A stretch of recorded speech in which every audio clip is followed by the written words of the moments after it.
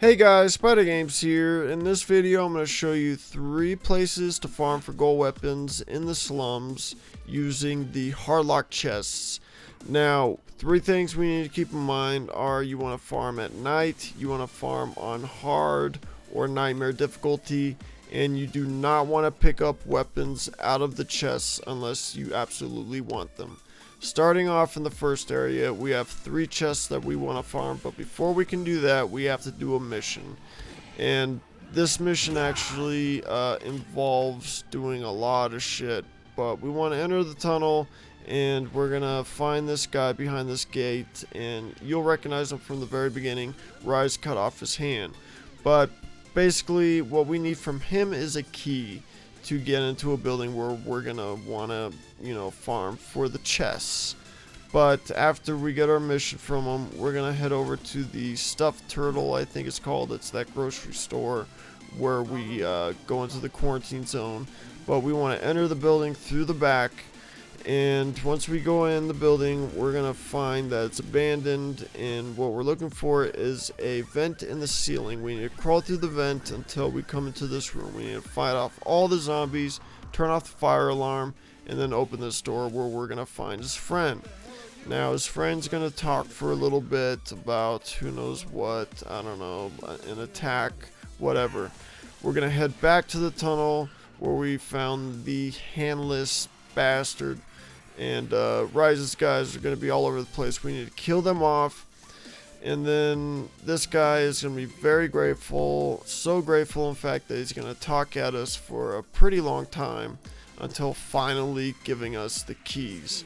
Now these keys are actually really important. He has 3 stashes all around the slums that we can go ahead and loot, and they all have hardlock chests in them, but we need those keys for this stash in particular because it has 3 boxes in it. It has 3 chests, 2 hardlock chests, and 1 regular chest that has a rifle in it.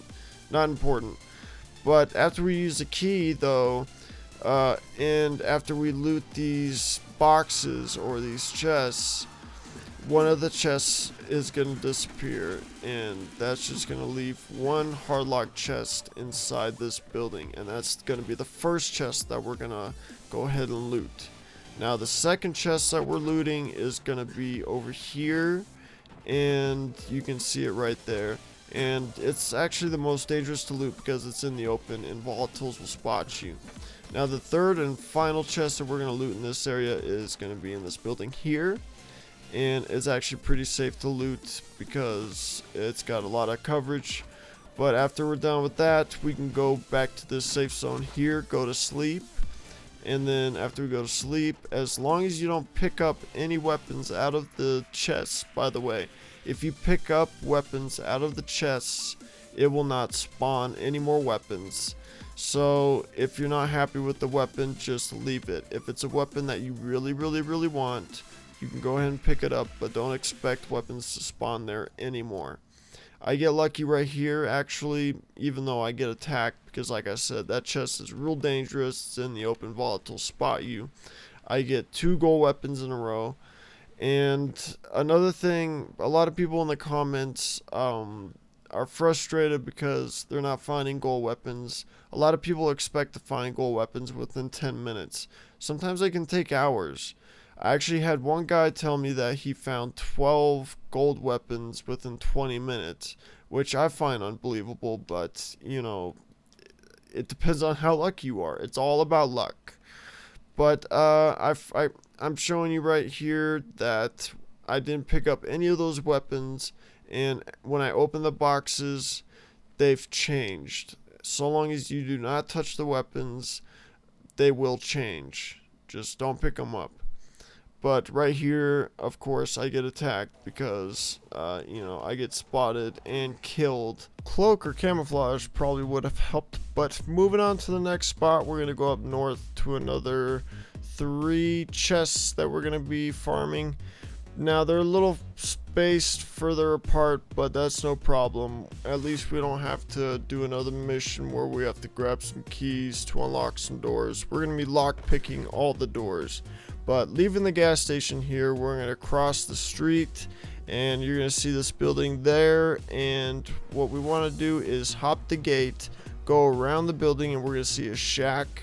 And normally that door is locked. It's a hard lock, but it's easy to get through, and there's the first chest that we need to farm.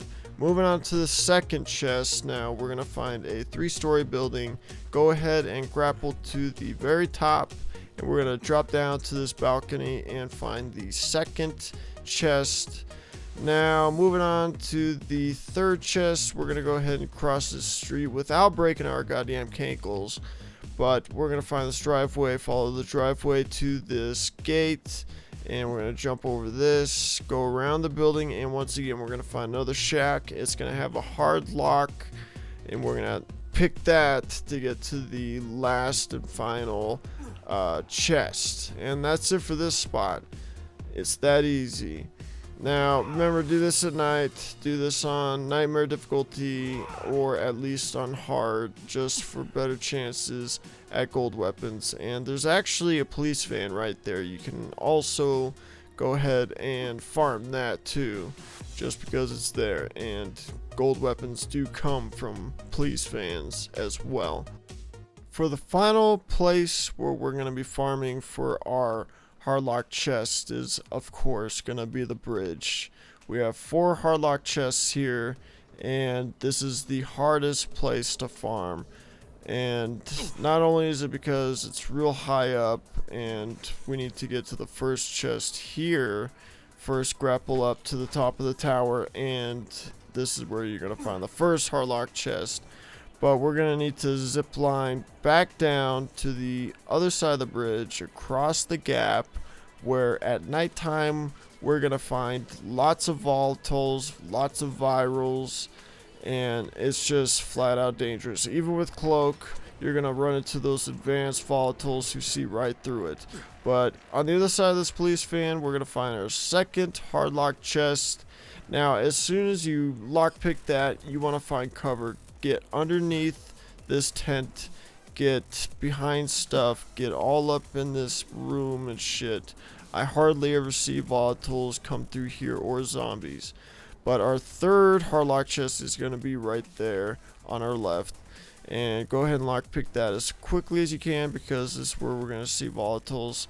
But here's our final hardlock chest. We can quickly lockpick that. You can spend as much time here if you want, you know, lockpicking police vans, but you will die from the volatiles because this place is just crawling at nighttime.